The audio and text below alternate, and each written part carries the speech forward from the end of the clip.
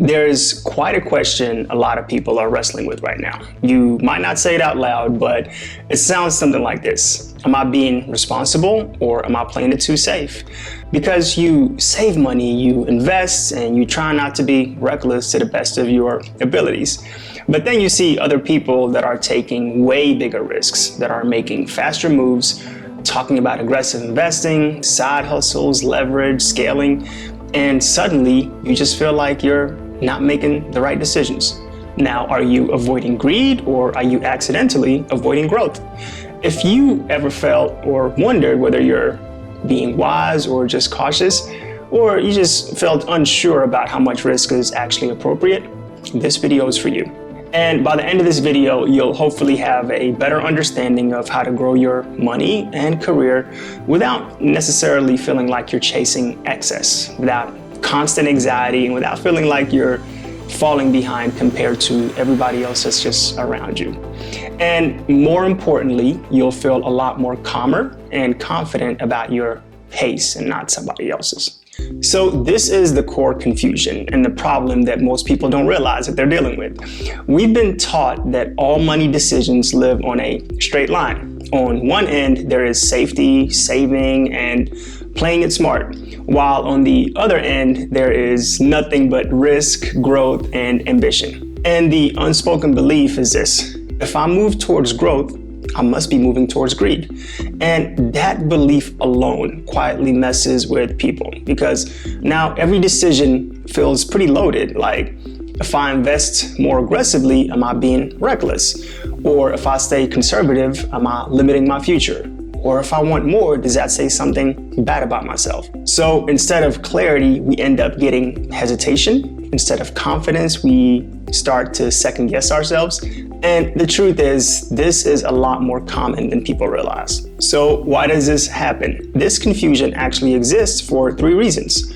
First, it's mixed incentives. Think about it. The loudest voices often benefit when you feel urgency. Here's what I mean by that. And I'm sure you've seen this before. Growth gets marketed as speed, and risk gets framed as courage.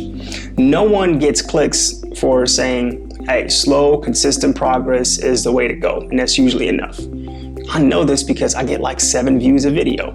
The second reason for this confusion is just oversimplified advice.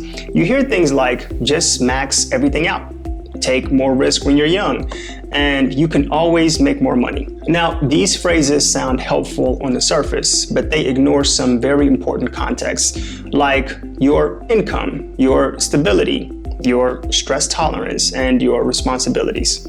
Third reason for this confusion comes down to psychology, not math. Most money anxiety isn't about numbers. It's about fear. Fear of regret, fear of missing out, and fear of just being behind. So instead of asking, what's the right decision for me? We often subconsciously ask ourselves, what will make me feel less anxious right now? And that's where greed and avoidance start to sneak in. Here's the core idea that changes how you see this entirely. Greed and growth are not opposites. They're just different motivations. Greed says more, like right now, regardless of the cost. And growth says better over time and within my limits. Greed ignores risk and growth respects it. Greed needs speed and growth needs consistency. Greed compares and growth compounds. Okay, that's enough. I think you get the point. Once you separate motivation from outcome, things get much clearer. Let's look at it this way. Instead of a straight line, think of money decisions as a spectrum. On one end, there's preservation, emergency savings, insurance, stability, and peace of mind. This protects your life from going backwards. In the middle, there's sustainable growth, long-term investing, skill development, career progression, and just reasonable risk. This builds your future steadily. And on the far end, there is speculation, high leverage, just a bunch of concentrated bets, short-term wins, and just the attitude of just all-in thinking. This can work, but it's often very fragile. And unfortunately, most people think they need to live at the extremes. But in reality, most healthy financial lives live in the middle, with a strong protection on one side and controlled upside on the other. Now, let's get practical with 5 principles to help you avoid greed without avoiding growth. Principle number 1, protect your floor before you raise your ceiling. Before asking, how much can this make me, you should ask yourself one more important question first. If this goes wrong, what actually happens to my life? Now, you see, your floor is part of your finances that keeps you stable if things don't work out.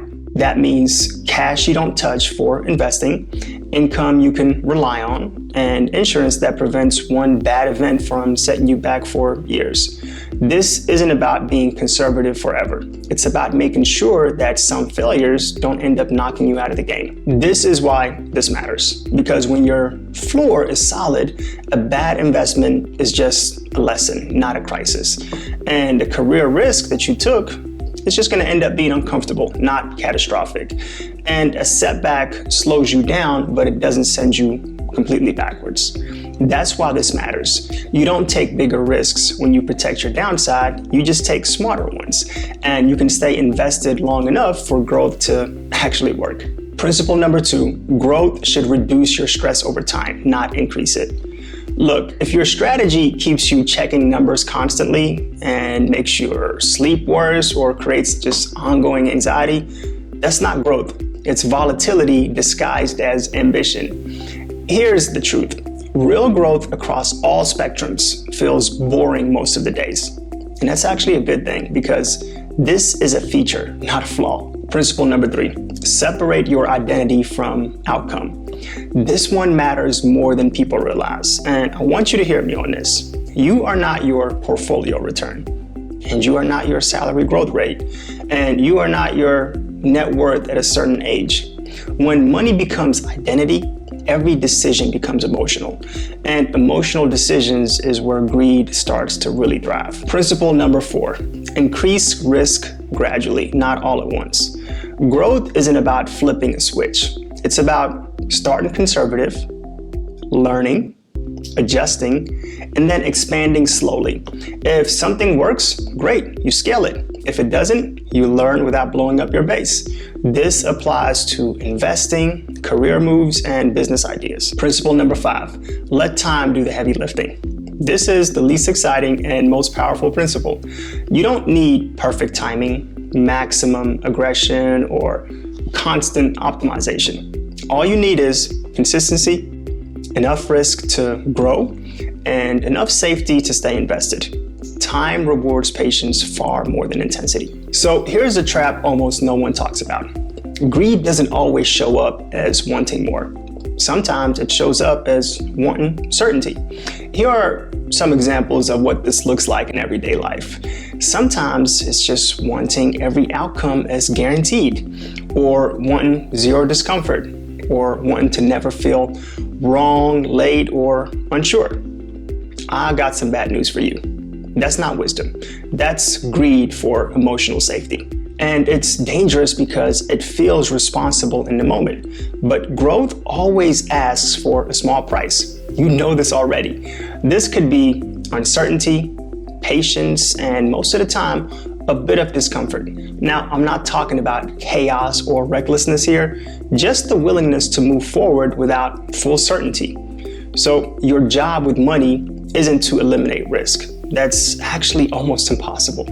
Your job is to instead choose which uncertainties you're willing to live with and then manage them on purpose. Look, on this channel, my goal isn't to help you beat everyone or maximize everything or rush your timeline, because the truth is no one can optimize every decision or eliminate uncertainty and guarantee outcomes.